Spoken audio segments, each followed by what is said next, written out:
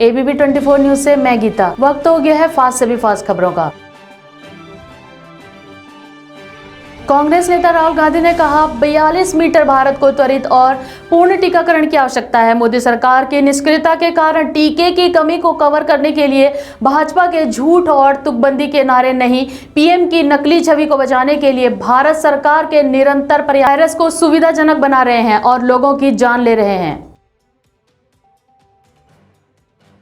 श्री राम मंदिर निर्माण ट्रस्ट द्वारा भूमि खरीद के घोटाले के मामले की कांग्रेस महासचिव प्रियंका गांधी ने गहन जांच करवाने की मांग की। उन्होंने कहा कि आस्था में अवसर तलाशने का कोई भी प्रयास करोड़ों भारतीयों की भावनाओं पर चोट है। श्री राम मंदिर निर्माण ट्रस्ट का गठन खुद मुख्यमंत्री ने किया। अब प्रधानमंत्री की जिम्मेदारी है कि वे पाई पाई का हिसाब दें। दिल्ली के मुख्यमंत्री ने बताया, सरकार ने 5000 हेल्थ असिस्टेंट तैयार करने की एक बहुत महत्वाकांक्षी योजना बनाई है। ये 5000 हेल्थ असिस्टेंट डॉक्टर और नर्स के असिस्टेंट के रूप में काम करेंगे तथा इन्हें 2-2 हफ्तों की ट्रेनिंग भी दी जाएगी। दिल्ली पुलिस की क्राइम ब्रांच ने एक ऐसे गैंग का पर्दाफाश किया जो लड़कियों की फेक फेसबुक आईडी बनाकर पहले लोगों से दोस्ती करता था, फिर वीडियो कॉल के दौरान उन्हें अश्लील हरकत करने के लिए उकसाते, जिसे रिकॉर्ड करके उन्हें ब्लैकमेल करता था। ये आरोपी अब तक 200 लोगों को अपना शिकार बना चुके हैं। स्वास्थ्य मंत्रालय ने कहा, भारत में आज लगातार 9वें दिन कोरोना वायरस के 1 लाख से कम नए मामले सामने आए हैं। कोरोना वायरस के सक्रिय मामले 70 दिनों के बाद घटकर 9 लाख से भी कम हुए। केंद्रीय स्वास्थ्य मंत्री डॉक्टर हर्षवर्धन ने कहा, कोविशील्ड की 2 खुराक देने के बीच अंतराल को वैज्ञानिक डाटा के आधार पर पारदर्शी तरीके से बढ़ाने का निर्णय लिया गया है। डाटा के मूल्यांकन के लिए भारत के पास एक मजबूत तंत्र है। यह दुर्भाग्यपूर्ण है कि इतने महत्वपूर्ण मुद्दे का राजनीतिकरण किया जा रहा है।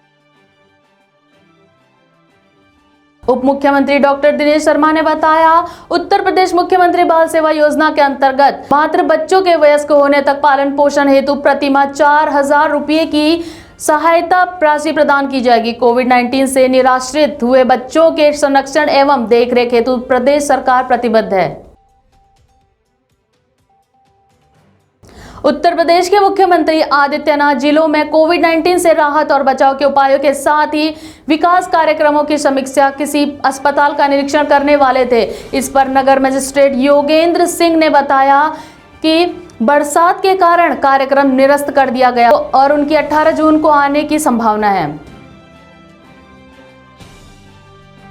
समाजवादी पार्टी के नेता आजम खान के कोरोना रिपोर्ट नेगेटिव आने पर उनकी पत्नी तंजीम फातिम ने कहा, कई बीमारियों और जेल में रहने के बाद से उनकी स्थिति बहुत खराब है। फेफड़ों में संक्रमण है और वे बहुत कमजोर हो गए और उनके मुंह में अल्सर हो गया है, जिससे वे खाना भी नहीं खा पा रहे हैं। सरकार ने उत्तर प्रदेश में 8 जुलाई से कक्षा 1 से 8 तक के विद्यालय खोलने की अनुमति दे दी है। साथ ही आवश्यकता अनुसार शिक्षकों कर्मचारियों की उपस्थिति की अनुमति भी होगी। वहीं छात्र छात्राओं की उपस्थिति अग्रिम आदेशों तक रोक जारी रहेगा। उत्तर प्रदेश के गाजीपुर में गंगा में लकड़ी के बक्से में एक बच्ची मिलने से आसपास के लोगों में हड़कंप मच गया। बताया जा रहा है कि बक्से में बच्ची के साथ साथ देवी देवताओं की फोटो भी रखी गई थी। लोगों ने बच्ची को सुरक्षित बाहर निकालकर पुलिस के हवाले कर दिया। पुलिस ने बच्ची को आशा ज्योति केंद्र भेज दिया। लखनऊ कमिश्नरेट 4 डीसीपी के कार्य क्षेत्र में बदलाव किया गया, जिसमें डीसीपी उत्तरी रहे रईस अख्तर को यातायात की कमान सौंपी। वहीं ख्याति गर्ग अब मध्य जोन की कमान संभालेंगी। साथ ही पश्चिम डीसीपी रहे देवेश पांडे को उत्तरी जोन की कमान सौंपी गई तथा मध्य जोन के डीसीपी सोमेन वर्मा पश्चिमी जोन के डीसीपी बनाए गए।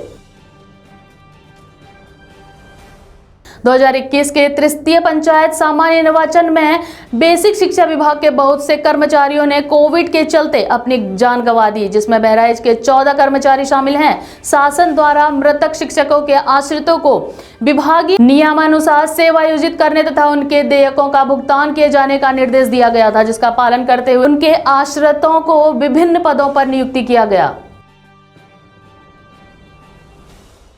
ठाकुरगंज के एसओ सुनील कुमार के नेतृत्व में ठाकुरगंज पुलिस टीम ने 1 महीने से गुमशुदा एक पिता को माल गांव से सकुशल बरामद करके उसके परिवार को सौंप दिया है। जानकारी के मुताबिक इस पिता ने अपने घर से नाराज होकर घर छोड़ दिया था तथा अपना फोन भी स्विच ऑफ कर दिया था।